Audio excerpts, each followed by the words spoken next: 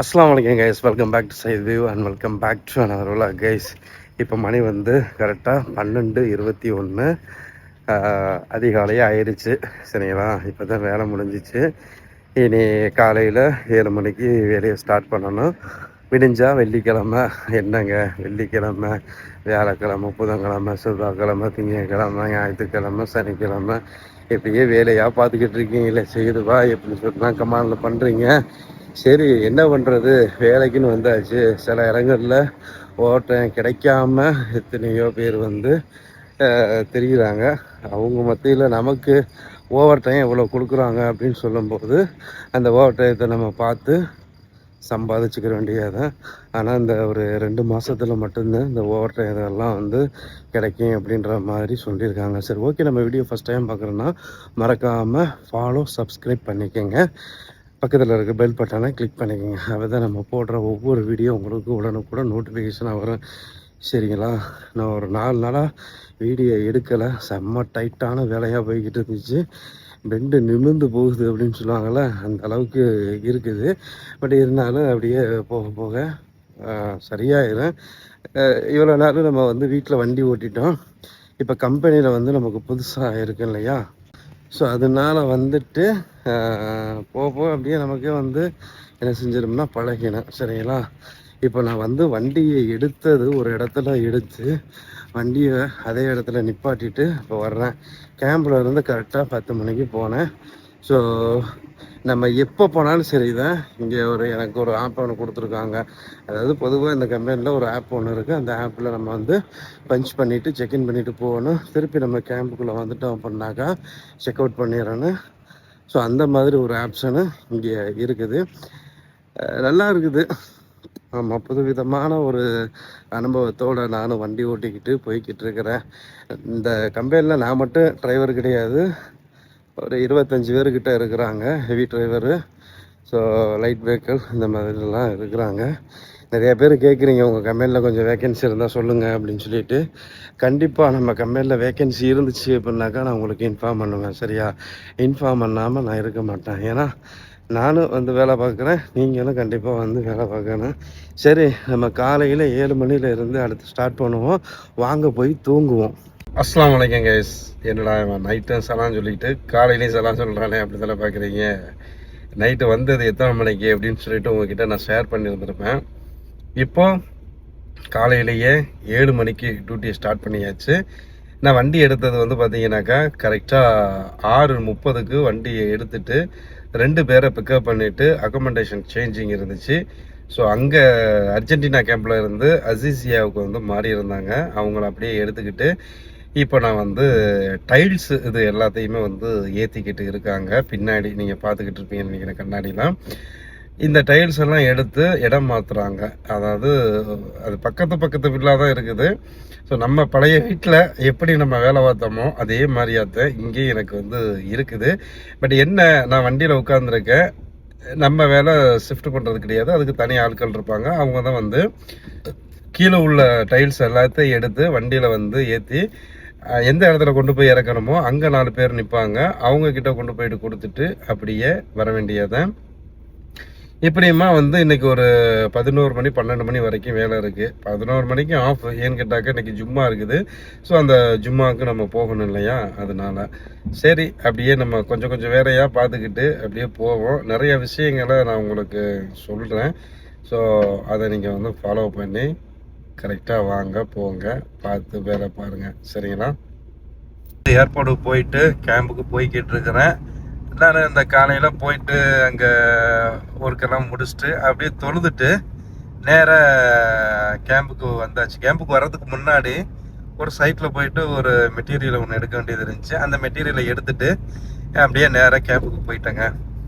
அப்புறம் ஒரு ட்ரிப்பு ஒன்று இருந்துச்சு நம்ம சீலன் பீச்சுக்கிட்ட மிஸ்ஸிது. அங்கே போயிட்டு அந்த ட்ரிப்பை எடுத்து கொண்டு வந்து கேம்பில் இறக்கி விட்டுட்டு, அதாவது கேம்பில் பிக்கப் பண்ணி அந்த சைட்டில் ட்ராப்பு, அந்த சைட்டில் திருப்பி பிக்கப்பு, இங்கே ட்ராப்பு, அடுத்து ஏர்போர்ட்டு. இப்போ ஏர்போர்ட்டை முடிச்சு இப்போ கேம்புக்கு போகிறேன். திருப்பி 8 மணிக்கு வந்து திருப்பி ஒரு ஏர்போர்ட் ட்ராப் இருக்குது. இப்படிமா நம்மளுடைய டியூட்டி வந்து போய்கிட்டு இருக்குது கைஸ். ஆமாம், இவ்வளவு வேலை பார்க்குறீங்களே, உங்களுக்கு வீட்டு வேலை நல்லா தானே இருக்கேன் அப்படின்னு சொல்லிட்டு கேட்டிருந்தீங்க. வீட்டு வேலை நல்லா தான் இருக்கேன். பட்டு நம்ம சம்பாதிக்க வேண்டிய வயசு இந்த வயசு தான். இந்த வயசை விட்டுட்டோம் அப்படின்னாக்கா நமக்கு வந்து அடுத்தது சம்பாதிக்கிறதுக்கு கொஞ்சம் நாட்கள் போதாமல் இருக்கும். ஏன்னா வயசு போய்கிட்டு இருக்கு, நமக்கு தகுந்தாப்புல வேலை கிடைக்காது. இப்போ ஒரு கம்பெனினாக்கா ஒரு 10 வருஷம் இருக்கிறோம்னா அடுத்து நம்ம போகும்போது அது எப்படி என்ன மாதிரின்னு உங்களுக்கே நல்லா தெரியும். கிராஜுவேட் இதெல்லாம் கிடைக்கும். ஸோ அதுக்கு தான் இப்போது நம்ம கம்பெனியில் டிரைவராக வந்துட்டோம் அப்படின்னாக்கா எல்லாமே இருக்கும். எல்லாமே அப்படின்னாக்கா இப்போது அந்த ஏர்போர்ட் பிக்கப் ட்ராப்லாம் இருக்குது இல்லையா, அதில் வந்துட்டு வர்றவங்க போகிறவங்க ஒவ்வொரு விதமாக இருப்பாங்க. சிலவங்க அதை எல்லாத்தையும் புரிஞ்சுக்கிடுவாங்க. சரி ஓகே ஒரு 5 நிமிஷம் வண்டி லேட் ஆயிடுச்சு அப்படின்னு சொல்லிட்டு. சிலவங்க புரிஞ்சுக்கிற மாட்டாங்க. ஏன் லேட்டு, என்னத்துக்கு லேட்டு அப்படின்னு சொல்லிட்டு அவங்க நம்மகிட்ட கேள்வி கேட்பாங்க. அப்போ நம்ம வந்து அவங்க கிட்ட பேசவே கூடாது. சரியா, 5 நிமிஷம் வண்டி லேட் ஆயிருச்சு டிராஃபிக்கு அப்படின்னு சொல்லிட்டு நேராக கேம்பஸ் இருக்காரு, அவருக்கு நம்ம வந்து இன்ஃபார்ம் பண்ணிடணும். ஸோ அவருடைய நம்பரை ட்ராக் பண்ணி அவருக்கு கால் பண்ணி பேசி ஸோ அவருக்கு வந்து கிளியர் பண்ணி விட்ருவாரு. அவ்வளவுதான். நம்ம வந்து இவங்கக்கிட்ட பேசி அது ஒரு பிரச்சனையாகி வாக்குவாதமாகி அவங்க நம்மளை பேச நம்ம அவங்கள பேச இப்படியுமா போய் வழக்கு வந்து அப்படியே இழுத்துக்கிட்டே போகும். அதனால் வந்து நமக்கு இந்த டியூட்டியில் ஜாயின்ட் ஆகும்போது ஹெச்ஆர் டிபார்ட்மெண்ட்டில் இருந்து சொல்லிடுவாங்க, உங்களுக்கு என்ன பிரச்சனைகள் ஏது பிரச்சனைகள் வந்தாலும் முதல்ல கேம்ப் சூப்பர்வைசர்கிட்ட நீங்கள் இன்ஃபார்ம் பண்ணுங்க, அதுக்கப்புறம் அவங்க டீல் பண்ணிக்கிடுவாங்க அப்படின்னு சொல்லிட்டு. ஸோ அந்த மாதிரி தான் இன்றைக்கி ஒரு நிகழ்வு எனக்கு ஒன்று நடந்துச்சு. நடந்தோடனே நான் நேராக கேம்பஸ் சூப்பர்வைசருக்கு தான் நான் கால் பண்ணி இன்ஃபார்ம் பண்ணேன். அவர்கிட்ட சொல்லாமல் அவர் அதை புரிஞ்சுக்கிட்டு இந்த பயணம் போகிறார் இல்லையா ஒருத்தர், அவருக்கு ஃபோன் அடித்து பேசினார். அதுக்கப்புறம் கேம்பஸ் சூப்பர்வைசரை வெளியில் வந்துட்டாப்புல. இந்த கேம்பஸ் சூப்பர்வைசர் வெளியில் வந்த உடனேயே இவரை வந்து சந்தித்து பேசினார். ஸோ அவர் டிரைவர் வந்து 6 மணிக்கு உங்ககிட்ட சொல்லியிருக்காரு, இப்போ மணி 5:55 தான் ஆகுது, நீங்கள் ஏன் கோவப்படுறீங்க, ஸோ நீங்கள் வந்து அவரை வந்து திட்டினீங்களாமே, அவர்கிட்ட நீங்கள் சாரி சொல்லணும் அப்படின்னு சொல்லிட்டு கேட்டாப்புல. அப்போது நான் சொன்னேன், இட்ஸ் ஓகே பரவாயில்ல, அவர் இதுக்கு பயணம் போகிறதுனால சில டென்ஷனுகளில் அப்படி திட்டிருக்கிறாரு அப்படின்னு சொல்லாமல் இவர் பயணம் போகிறவர் ரொம்ப 2 குதிக்க ஆரம்பிச்சிட்டாரு. அதையே நான் எப்படி சொல்ல முடியும், நான் எப்படி இது பண்ண முடியும் அப்படின்னு சொல்லிட்டு, சரி ஓகே நீங்கள் ஏறுங்க, நான் உங்களை கொண்டு போயிட்டு ஏர்போர்ட்டில் ட்ராப் பண்ணுறேன் அப்படின்னு நான் அவர்கிட்ட சொல்லாமல் அவர் வண்டியில் ஏறிட்டார். அவர் வண்டியில் ஏறி சீட் பெல்ட்டை போடுங்கன்னு சொல்லாமல் சீட் பெல்ட்டை, அவர் ஒரு டிரைவர் தான், பட் நம்ம வண்டியில் சீட் பெல்ட் வந்து ஒரு வித்தியாசமான சீட் பெல்ட்டு, அதை இழுத்து கையில் பிடிச்சிக்கிட்டே இருந்தார். நான் சொன்னேன், இந்த இடத்துல வந்து அந்த பின்னை வந்து மாட்டுங்க அப்படின்னு சொல்லாமல் பெல்ட்டோடைய பின்னை அந்த சீட்டில் வந்து மாட்டினார். மாட்டிட்டு ஏர்போர்ட்டுக்கு போய் இறங்கிக்கிறேன் அப்படின்னு சொல்லிட்டு சொன்னாங்க. சரி நான் எதுவுமே நான் பேசலை. ஏர்போர்ட்டு வரைக்கும் கம்முனே இருந்து 2 பேருமா போய் ஏர்போர்ட்டில் அவரை நல்லபடியாக இறக்கி விட்டுட்டேன். இறக்கி விட்டோன்னா அப்போ அவர் இறங்கும்போது சொல்கிறாரு, மேரா பாய் மாப் கருதோ, சாரி பாய் அப்படின்னு சொல்லிட்டு என் கையை கொடுத்துட்டு, அவர் கை கொடுப்பாங்க இல்லையா, கையை கொடுத்து அவர் அப்படி சொல்லிட்டு என் கையில் ஒரு அப்படி முத்தம் கொடுக்குறாரு. அது அவங்களுடைய அந்த ஒரு வழக்கமாக இருக்குல்ல, அந்த வழக்கத்தை நம்மள்கிட்ட காட்டினாப்புல. அப்போ நான் சொன்ன ஒரே ஒரு வார்த்தை மட்டும் சொன்னேன், நீங்கள் என்னை பேசிட்டீங்க பிரச்சனை இல்லை, ஆனால் என்னை விட நீங்கள் வயசு மூத்தவங்க, அதனால தான் நான் உங்களை எதிர்த்து பேசலைங்க. நீங்கள் சாரி என்கிட்ட சொல்கிறதுக்கு மேலே இறைவன் இருக்கிறான், அவங்ககிட்ட நீங்கள் சாரி சொல்லிவிட்டு நல்லபடியாக போயிட்டு அங்கே உங்களுக்காக வேண்டி உங்கள் ஃபேமிலி வந்து வெயிட் பண்ணிக்கிட்டு இருப்பாங்க, ஸோ அவங்களுக்கு என்னுடைய சலாத்தை சொல்லிடுங்க அப்படின்னு சொல்லிட்டு அவர்கிட்ட சொன்னேன். சொல்லும்போது அவருக்கு ஒரு மாதிரி ஆயிடுச்சு, நம்ம இவ்வளோ பேசிட்டோம் சையது பாய, ஆனால் எதுவுமே பொறுப்பெடுத்தாமல் இப்படி நம்மளை வந்து இப்படி சொல்லி வீட்டுக்கு சலாம் சொல்கிறானே அப்படின்னு சொல்லிட்டு ஒரு கண்ணில் இருந்து தண்ணி மட்டும் வரல, கலங்கிருச்சு அவருக்கு கண்ணு. சரி ஓகே பாய், ஃபீல் பண்ணாதீங்க, நம்மளுடைய போயிட்டு வாங்க அப்படின்னு. நம்ம இந்தியா கிடையாது, அவர் இந்தியாவுக்கு பக்கத்து நாடு, நான் நாடை சொல்ல விரும்பலை, அந்த நாடு. அதோட சரி ஓகே அப்படின்னு சொல்லிட்டு குரான் கொண்டு போகலாமா ஹேண்ட் லக்கேஜில் அப்படின்னு கேட்டார். தாராளமாக நீங்கள் கொண்டு போகலாம் அப்படின்னு சொன்னேன். சொல்லிவிட்டு அதோட கேட் நம்பர் 2 கத்தார் ஏர்போர்ட்டில் அவரை கொண்டு போய் இறக்கி விட்டுட்டு சலாம் கொடுத்துட்டு அவர் பேக்குக்கெல்லாம் எடுத்து வச்சுட்டு அப்படியே கிளம்பி போயிட்டாருங்க நல்லபடியாக. அவருக்கு வந்து 9:30 நம்ம ஃப்ளைட் ஆமாம். நான் 6 மணிக்கு அவரை கொண்டு போயிட்டு இறக்கி விட்டேன். 3 மணி நேரத்துக்கு கரெக்டான டயத்தில் தான் நான் அவரை கொண்டு போய் இறக்கி விட்டது. சரியா, அதுதான் நான் சொல்ல வந்தது. அந்த மாதிரி இருக்கிறாங்க ஆட்கள். ஸோ நம்ம டக்குன்னு இது பண்ணிடக்கூடாது. எதுனா நம்ம அந்த வார்த்தைகளை விட்டுறக்கூடாது. ஒரு தடவை நம்ம வார்த்தைகளை விட்டுட்டோம் அப்படின்னாக்கா அந்த வார்த்தையை திருப்பி இது பண்ண முடியாது. அது உங்களுக்கே நல்லா தெரியும்ல, அதுதான் சொன்னது. சரி, ஓகே. எந்த ஒரு சூழ்நிலையிலையும் யாரையும் வந்து பேசிட வேண்டாம், ஓகேவா? பேசுனாக்கா பின்னாடி ரொம்ப வருத்தமாக இருக்குங்க. இந்த அப்படி போகிறாங்க, இவங்களுக்கு டக்குன்னு ஹார்ன் அடித்து இது பண்ணிடக்கூடாது. அவங்க தொழுதுட்டு அவங்க பாட்டுக்குள்ளே போகிறாங்க. அப்படி போகும்போது பின்னாடி வண்டி வரதை பார்த்துட்டு அவங்க இடம் கொடுப்பாங்க. சரிங்களா, அவ்வளோதாங்க. இது சிம்பிள் மேட்ரு. அது சிலவங்களுக்கு அது புரியும், சிலவங்களுக்கு அது புரியாது. ஆமாம், இப்போ நான் கொண்டு போய் விட்டுட்டு வந்துட்டேன்னா இப்போ 8 மணிக்கு மறுபடிக்கும் நான் ஏர்போர்ட்டுக்கு போயிட்டு இன்னொரு இடத்துல கேம்பஸ் இருக்கார், அவரையும் போயிட்டு பிக்கப் பண்ணிவிட்டு வரணும். இப்படி தான் நமக்கு வந்து டியூட்டி போய்கிட்டு இருக்குது கைஸ். சரியா, இப்போ நான் வந்து என்னுடைய ஏரியாவுக்கு நான் போவேன்னு வண்டியை நான் அங்கே எடுத்துகிட்டு போய்க்கிடலாம். நம்ம ரூமுக்கு பக்கத்துலேயே போய் வண்டி நிப்பாட்டிக்கிடலாம். இங்கே பார்த்துருப்பீங்க வண்டி எவ்வளோ வண்டி நிற்கிது அப்படின்னு சொல்லிட்டு. ஸோ இப்படி தான் கேம்ப் லைஃபு, கம்பெனி லைஃபு, ஓகேவா? கிட்டத்தட்ட சொல்ல போனாக்கா இந்த ஃப்ளைட்டில் சொல்லுவாங்கள்ல ஹேரோஸ்டஸ்ஸு, அவங்க வந்து ஒரு நாளைக்கு எத்தனை விதமான மக்களை அவங்க சந்திக்கிறாங்க, பார்க்குறாங்க, பேசுகிறாங்க. நான் பொறுமையாக உள்ளவங்களும் வருவாங்க, பொறுமை இழந்தவங்களும் வருவாங்க. அவங்கக்கிட்ட சிரிச்ச முகத்தோடு அவங்க வந்து இருக்கணும். இதெல்லாம் நிறையா இருக்குதுங்க. சரி, அப்படியே நான் வந்துட்டேன் பாருங்க உங்ககிட்ட பேசிக்கிட்டேன். இப்போ மணி கரெக்டாக 8:27 ஆயிடுச்சுங்க. ஏர்போர்ட்டுக்கு கொண்டு வந்து இவரை தான் வந்து ட்ராப் பண்ண வந்தேன். இவர் தான் வந்து ஊருக்கு போகிறாரு. ஸோ எப்படி இருக்குது ஏர்போர்ட்டு பார்க்குறதுக்கு? நல்லா இருக்குதுல்ல? ஆமாம், இப்போ நம்ம வந்து கேம்புக்கு போகணும். அவர் பாய் சொல்லிட்டு போகிறாருங்க. இன்றைக்கி மட்டுமே ஏர்போர்ட்டுக்கு ஒரு 2 தடவை வந்துட்டேன்னு நினைக்கிறேன். ஆமாம், 2 தடவை வந்தாச்சு. இப்போது அப்படியே வீட்டுக்கு போக வேண்டியதுதான். சாரி, ரூமுக்கு போகிறதுக்கு முன்னாடி இன்னொரு இடத்துக்கு போகணும். அந்த சொன்னல அந்த கேம்பஸ் அவரை வந்து போய் ஏற்றிட்டு வரணும் அப்படின்னு. ஸோ அவரை போயிட்டு ஏற்றிட்டு வர போகணும். பாருங்க மக்களை, ஏன்னா இப்போ நிறைய பேர் வந்து ஊரில் இருந்து திரும்புகிற டைம் ஆகிடுச்சு.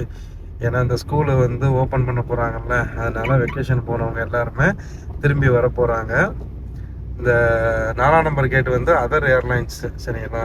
ஸ்ரீலங்கா, ஏர் இண்டியா, மற்றபடி மற்ற நாட்டோடைய ஃப்ளைட்டுகள் எல்லாமே இந்த 4வது கேட் வழியாக தான் நம்ம போகணும். கத்தார் ஏர்வேஸுக்கு 1, 2, 3. கத்தார் ஏர்வேஸுக்கு வந்து ஃபஸ்ட்டு 1ஆம் நம்பர் வந்து பார்த்தீங்கன்னாக்கா இது பிஸ்னஸ் கிளாஸு, அதாவது நம்ம ப்ரீமியம் பிளாட்டினம் அப்படின்னு சொல்லுவோம்ல, அந்த மாதிரி இதுகள்.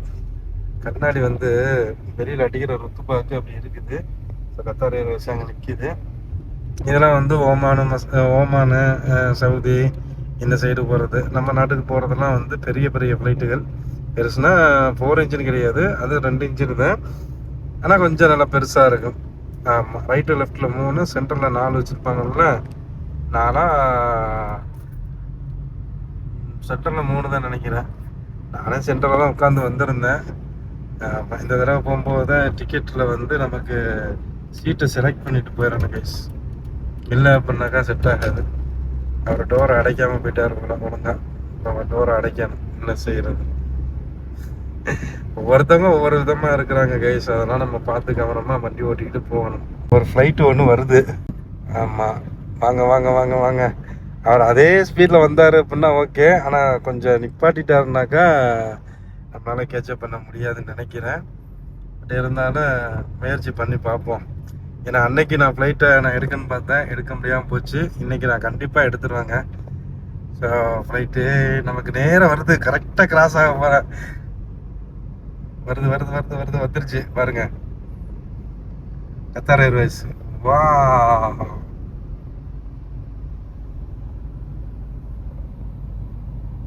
லேட் ஆக போகுது. இதுதான் ரன்வே, சரிங்களா? லேண்ட் ஆயிடுச்சு கைஸ். நம்ம அடுத்த வேலையை பார்ப்போம் கைஸ்.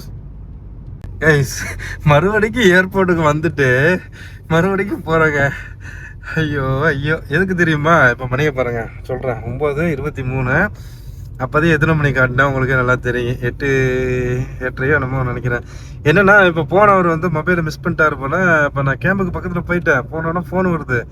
ஆஹா, நம்ம ரிங்டோன் இல்லையே, ஃபோன் மிஸ்ஸிங் போல அப்படின்னு சொல்லிட்டு நேராக என்னப்பா அப்படின்னு சொல்லி கேட்டேன். இந்த மாதிரி ஃபோனு இதை, ஆமாம் சரி ஓகே எங்கே வரணும் அப்படின்னு சொல்லாமல் இந்த மாதிரி இந்த இடத்துக்கு வந்துரு அப்படின்னு சொல்லிட்டு அவர் சொன்னாப்புல. சரி அப்படின்னு சொல்லிட்டு நான், நீங்கள் வெளில வா நான் வந்து கொடுக்குறேன் அப்படின்னு சொன்னாக்கா, எனக்கு இமிகிரேஷன்லாம் முடிஞ்சிருச்சு, வெளில வர முடியாது அப்படின்னு, அதுக்கு சில ப்ரொசீஜர்லாம் இருக்குதான், அதையெல்லாம் தாண்டி வரணும்னா லேட் ஆகும் அப்படின்னு சொல்லிட்டு சொன்னாப்புல. என்ன சரி ஓகே, இப்போ எப்படி தான் கொடுக்குறது அப்படின்னு கேட்டாக்கா, இங்கே போலீஸில் நான் வந்து சொல்லிட்டேன், ஒன்றும் பிரச்சனை இல்லை. அதில் ஒரு போலீஸ்காரவங்க வந்து வெளியில் வந்து அந்த கேட் நம்பரில் நிற்க சொல்லுவாங்க.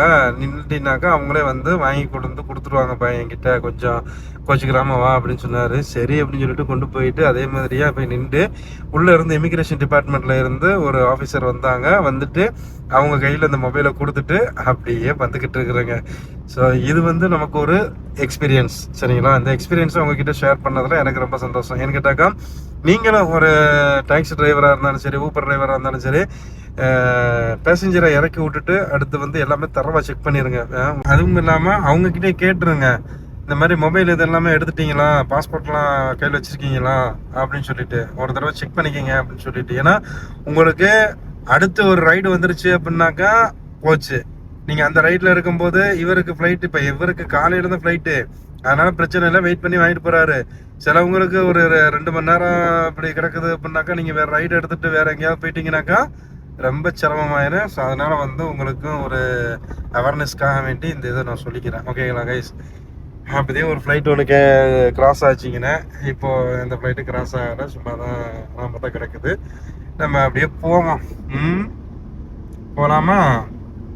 வீடியோ ரொம்ப லென்த்தாக போயிடுச்சு. சரி ஓகே, இன்றைக்கி வந்து நல்ல பொழுது நல்லா அப்படியே போய்கிட்டு இருந்துச்சு. வெள்ளிக்கிழமை நல்ல வைப்பில் போய்கிட்டு இருந்துச்சு. சரி, இன்னொரு வீடியோவில் சந்திப்போம். மறக்காமல் நம்ம செய்தி சேனல் பேஜையும் ஃபாலோ சப்ஸ்கிரைப் பண்ணி உங்கள் ஃபேமிலி ஃப்ரெண்ட்ஸுகளுக்கு ஷேர் பண்ணிக்கோங்க. Okay, bye bye, thank you for வாட்சிங்.